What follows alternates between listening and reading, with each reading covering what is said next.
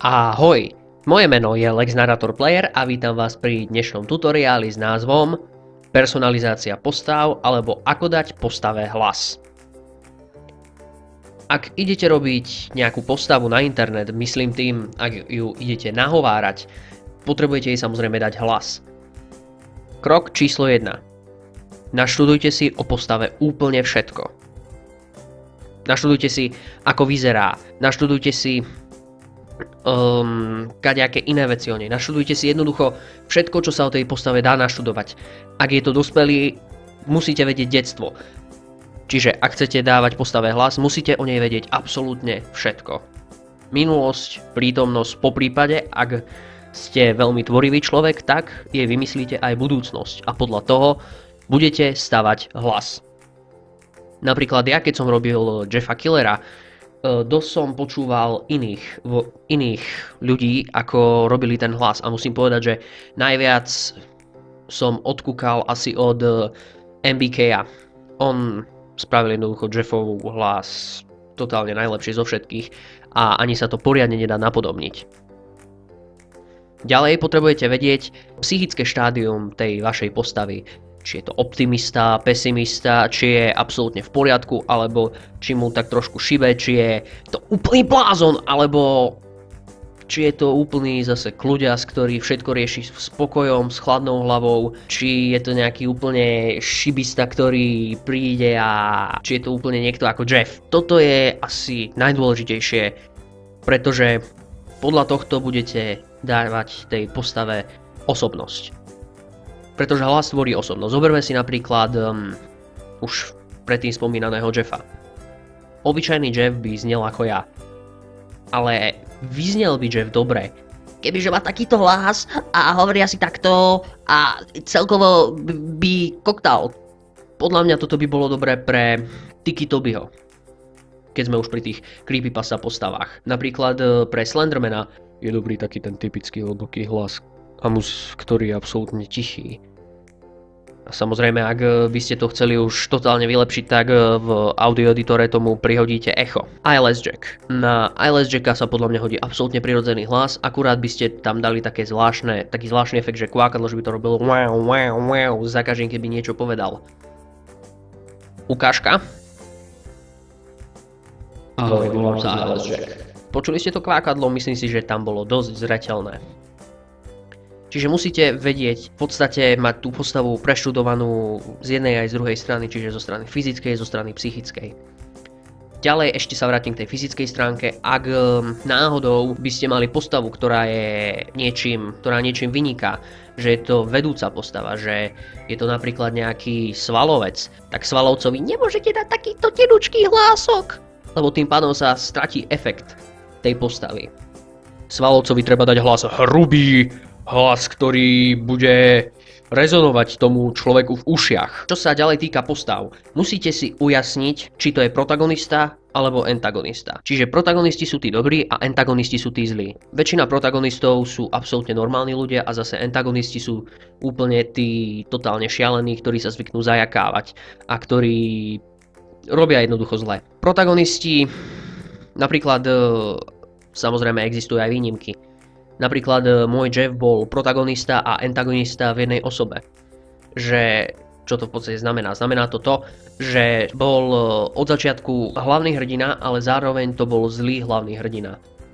Čiže v porovnaní s ním, tam sa dosť dá polemizovať o tom, že ktorí boli protagonisti a ktorí antagonisti, ktorí boli dobrí, ktorí boli zlí a tak sa to tam kadejako mieša, ale to musíte jednoducho vedieť už predtým, ako začnete postavu nahovárať, musíte, ako som povedal, o nej vedieť všetko.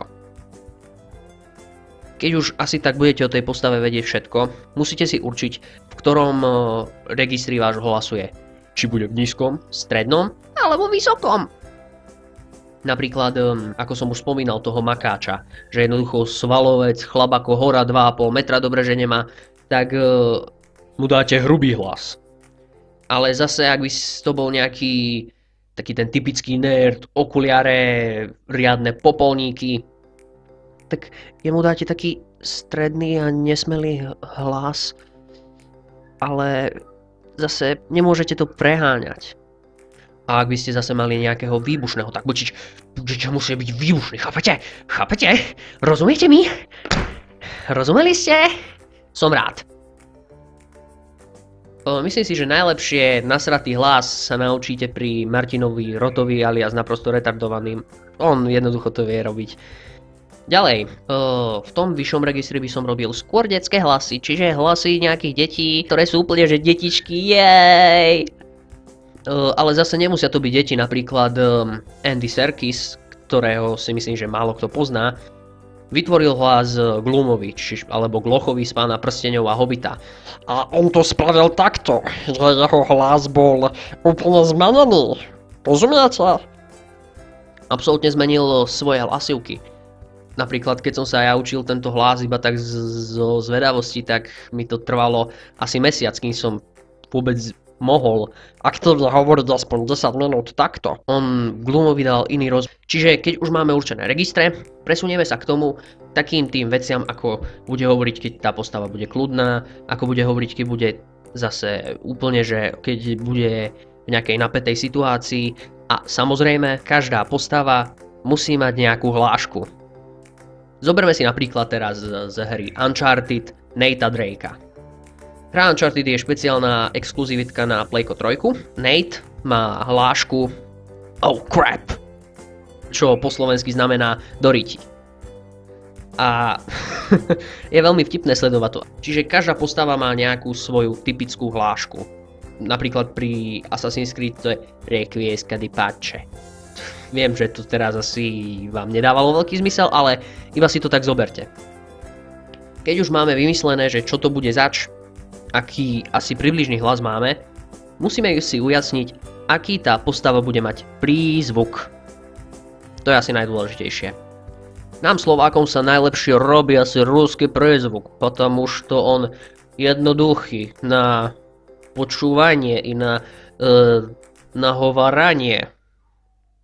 Ruský prízvuk si myslím, že dokáže spraviť úplne každý. Je to vec z 10 minút. Akurát v podstate v ruskom prízvuku sú najdôležitejšie, aby ste ička, teda väčšinu ičiek hovorili nič zložité.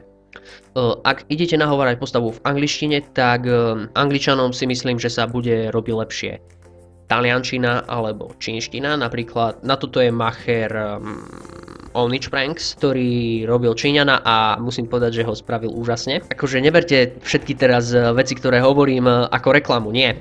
Hovorím to len ako príklad, aby ste vedeli asi, akou cestou sa máte uberať. Ten Číňan hovorí asi ako takto. In English, I would like to speak to somebody. Jednoducho hovorí presne takto. Akože hovorí to v trošku inšom registri, pretože žiadny človek na svete nemá rovnaký hlas ako ten druhý. To je samozrejme vec jedinečná pre každého človeka. Čiže nedá sa to až tak úplne presne napodobniť. Ďalej, čo sa týka vašej postavy, keď už máte vymyslené absolútne všetko, skúste povedať nejakú jednu vetu tej postavy. Napríklad niečo typické pre ňu. Ako napríklad Jeff má frázu "Go to sleep" alebo "Choď už spať". Tak skúste to spraviť. Počúvajte a ak sa vám to bude páčiť, normálne choďte do toho. Skúste ho nahovoriť. Ak sa vám to nebude páčiť, tak skúste zapracovať na nejakých detailoch. Napríklad, ak to je nejaký, dajme tomu, chlap, ktorý denne vyfajčí 3-4 krabičky cigariet, tak musíte mu hodiť taký chraplák, že to bude znieť asi nejak takto. Ale keďže nevýhoda chrapláku je, že musíte hovoriť potichu, že chraplák sa nedá robiť až tak poriadne, pretože chraplákom v podstate vy sťahujete hlasivky. A keď vy chcete hovoriť chraplákom nahlas, tak váš hlas automaticky ide hore. Čiže ak chcete hovoriť chraplákom v nižších polohách, musíte hovoriť potichšie. Po prípade budete púšťať cez hlasivky iba toľko vzduchu, aby vám hlasivky tak zvláštne rezonovali. Ako keď ste chorí alebo niečo. Rozumiete? Myslím si, že toto je ešte celkom jednoduché. Ak sa vám to aj tak nebude páčiť, treba si vybrať inú postavu, pretože nie každá postava každému sedí. Napríklad, ja som skúšal spraviť TGL-a, bohužiaľ sa mi to nepodarilo, pretože som nemal taký hlas, aký som si na TGL predstavoval. Preto som zavolal Next Narratora a on mi samozrejme pomohol s tým TGL hlasom, že si tú postavu TGL zobral na seba. A musím povedať, že TGL je asi jedna z najlepšie nadabovaných postav na HV Junior kanáli. Preto vám doporučujem, aby ste to pozreli a skúsili sa započúvať do toho hlasu, čo všetko tam spravil. Čo sa ďalej týka takého kvázi dabovania, určite ste si v telke mohli koľkokrát všimnúť, že nejaký hlas na tej postave znie a nejaký zase nie. Napríklad herec, ktorý dabuje doktora Housea, má úplne diametrálne iný hlas, aký má originál Hugh Laurie v angličtine, ale znie to perfektne po slovensky. Myslím si, že sme ho predabovali ešte lepšie, aký má hlas v origináli. Zase český dubbing sa mi v Houseovi absolútne nepáči, pretože je nezáživný a nudný. Ten sa približuje skôr tej anglickej verzii. Napríklad zoberme si ešte Finessa, Louis de Finet. Keď ho dabuje Filipovský, žiadny problém, ale ako náhle ho dabuje niekto iný, tak ten film stráca šťavu. Nie je to už také dobré. To, čo počujete v pozadí, to je papagaj. Asi prišla na ňo chvíľka pískania, spievania, rozprávania celkovo. Zrekapitulujme si to. Ak ideme robiť nejakú postavu, potrebujeme si o nej čo najviac zistiť. Ak je to postava, ktorú sme sami vymysleli, približne vieme, ako sa bude správať, ako bude interagovať s prostredím a ako bude vnímať prostredie. Ak je to postava, ktorá je už vymyslená, tak sa pokúsime na YouTube si nájsť nejaký tutoriál, ako tú postavu spraviť. Ak nenájdeme tutoriál, tak spravíme svoj vlastný hlas. Nemyslím tým, že budete hovoriť prirodzene, ale že skúsite svoj hlas zmeniť do takej podoby, aby tá postava bola adekvátna tomu hlasu. Ak je to napríklad knižný hrdina, ktorého idete nadabovávať a čítali ste jednu knihu zo série, doporučujem vám prečítať si všetko, aby ste tú postavu dokonale poznali. Pretože ako náhle budete poznať príbeh, budete vedieť, ako sa tá postava správa, ako všetko vníma a ako vnímajú ju a ako sa samozrejme psychicky mení. Toto si myslím, že je asi najbadateľnejšie v sérii kníh Hraničiarov učeň. Je to úžasná séria, čítal som ju ako 9-ročný a musím povedať, že som sa pri nej veľmi zabavil. Skutočne veľmi dobrá séria, veľmi dobre napísané. Keď už budeme mať zistené o tej postave všetko, ako vyzerá, ako sa správa a budeme mať ako také jej psychické štádium, vtedy môžeme prejsť na hlas.